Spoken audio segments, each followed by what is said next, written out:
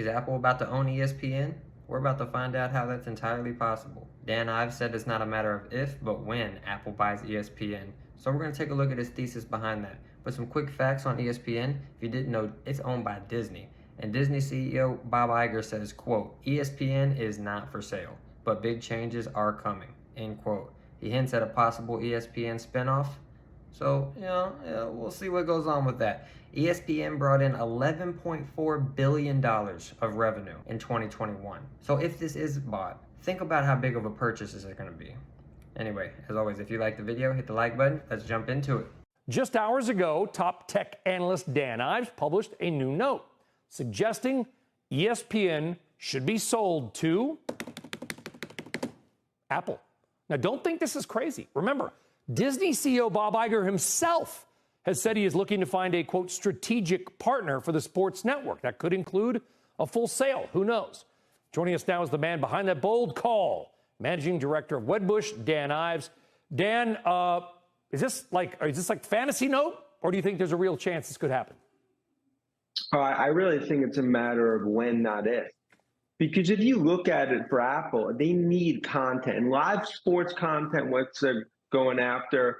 You look at the Messi MLS, that's just the start. And then you look on the Disney side. I think this is something that could clearly be on the table for Iger and Disney. And I think view it as a perfect match when I look. All right, well, if you don't hear Dan, neither do I. We're going to try to get Dan's audio back up and figure it out. And by the way, it was just getting good. Maybe ESPN. Is he back? Dan, are you back? Yep. I thought maybe ESPN, execs cut the cord secretly on us. Who knows? All right, go back. Your note, by the way, is called Finding Messi. It's a reference to Lionel Messi. I assume that's a reference to his deal with Apple TV, which clearly has, as shown by the Lionel Messi deal, bigger TV and sports ambitions. Well, I think this is just the start for ESPN, because I think when you look at what that actual asset, I think Apple is really the perfect fit. And I think this is something for Cupertino that they're looking to go after. Live sports content is the golden goose.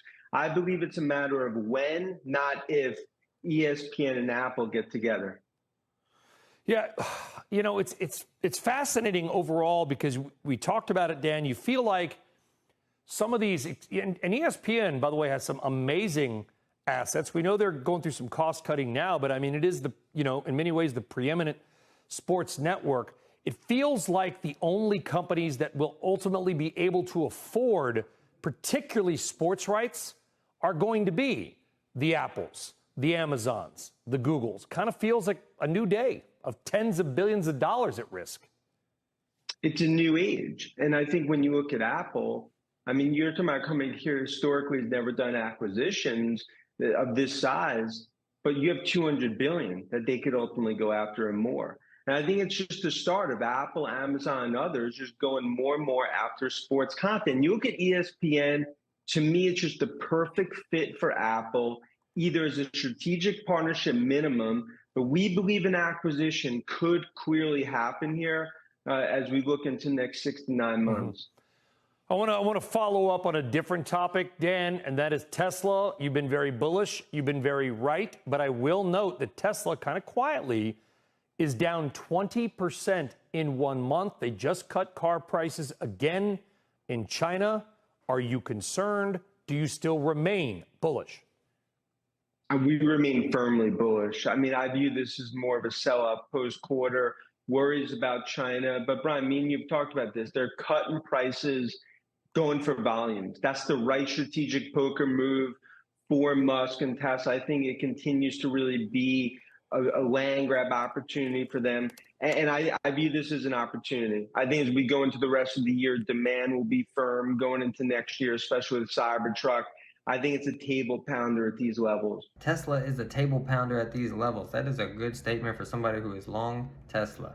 Anyway, so on the Apple front, guys, streaming has not had big tech's type of money involved yet. If Apple wanted to, they could make a gigantic footprint in the streaming industry with how much free money they have and how much money they're sitting on in reserves. Like he's saying, I do think we're in a new age, we're in a new Eve, and Netflix they might have been first, but I don't think they'll be in the lead for long. I mean, when you start getting Amazon type of money going in consistently and they make that a source to be their main profit generator, or at least a big part of it, these big companies like Amazon, Apple, Microsoft, these type of companies with this type of money that can continuously put it in and just provide just on another front is going to be unreal. It's going to be game changing. So even though Disney doesn't want to sell it, they might have no choice. Apple might be able to have such a good offer, they might be able to persuade them.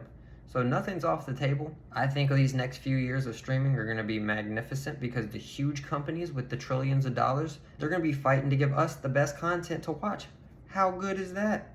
So anyway, it's going to be good as a consumer, and it should be good for the stocks overall. Just a late night video tonight. If you guys enjoyed it, please hit the like button. It really does help, and I'll catch you in the next one.